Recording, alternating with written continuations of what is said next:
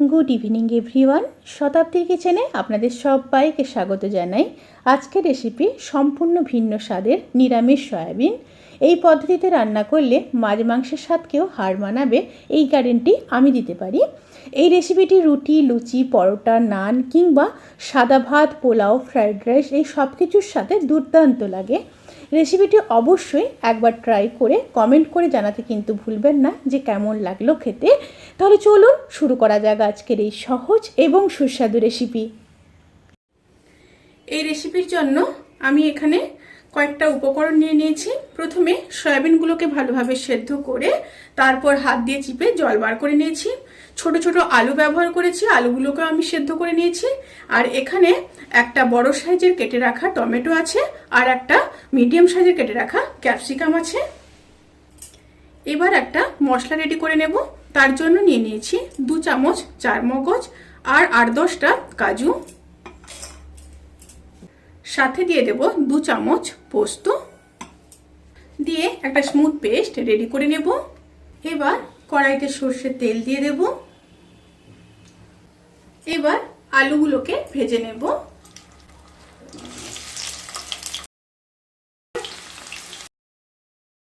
আলুগুলোকে হালকা brown colour করে ভেজে নিয়ে তারপর ফিরে আসছি। আলুগুলোকে হালকা ব্রাউন কালার করে ভেজে নিয়েছি। এবার আলুগুলোকে তুলে নেব।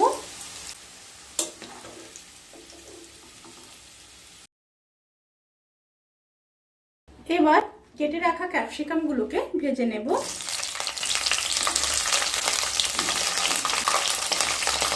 এই রেসিপির ক্ষেত্রে কিন্তু আমি সয়াবিন গুলোকে ভাজবো না। ক্যাপসিকাম গুলোকেও হালকা ভেজে নিয়ে তারপর ফিরে আসছি। ক্যাপসিকাম ভাজার সময় স্টিম অতি অবশ্যই হাতে থাকবে।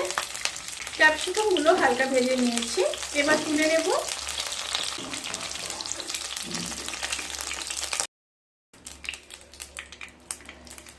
এবার টমেটো গুলোকেও হালকা ভেজে নেব।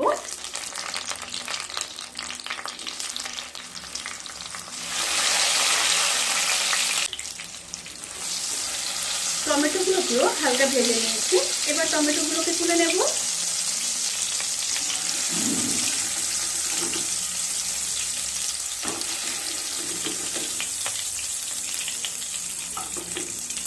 এবার ওই তেলের মধ্যে আরো কিছুটা তেল দিয়ে দেব।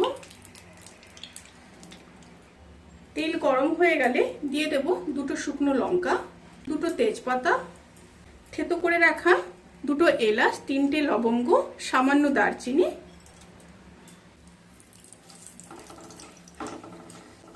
একটু নেড়ে নিলাম। তেল থেকে যখন সুন্দর একটা স্মেল বেরোতে শুরু করবে সেই সময় দিয়ে দেব 1/2 চামচ লঙ্কার গুঁড়ো, 1/2 চামচ কাশ্মীরি লঙ্কার গুঁড়ো, আর দিয়ে দেব 1/2 চামচ হলুদ গুঁড়ো। এই সময় কিন্তু স্টিম অতি অবশ্যই একদম লোতে রাখবে।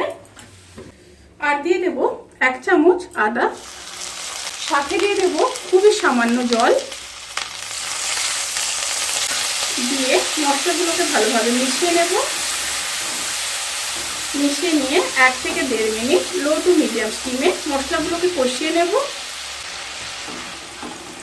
মশলাগুলো যখন খুব ভালো মতো কষানো হয়ে যাবে তখন দিয়ে দেব পেস্ট করে রাখা কাজু, চারমগজ আর পোস্ত,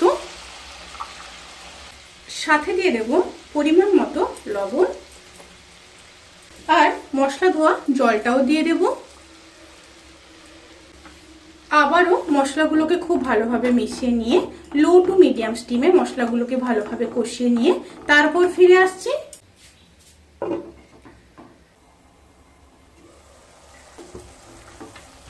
মশলাগুলো যখন খুব ভালো মতো কষানো হয়ে যাবে সেই সময় দিয়ে দেব ভেজে রাখা আলু।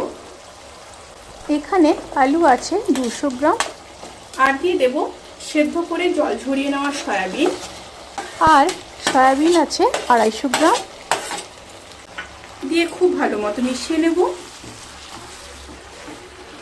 মিশিয়ে নিয়ে আবারও লো টু মিডিয়াম স্টিমে 1.5 থেকে 2 মিনিট খুব ভালোভাবে কষিয়ে নিতে হবে। এই রেসিপির ক্ষেত্রে আমি ছোট সাইজের আলু ব্যবহার করেছি, আপনারা চাইলে কিন্তু বড় আলুও পিস করে এই রান্নায় ব্যবহার করতে পারেন।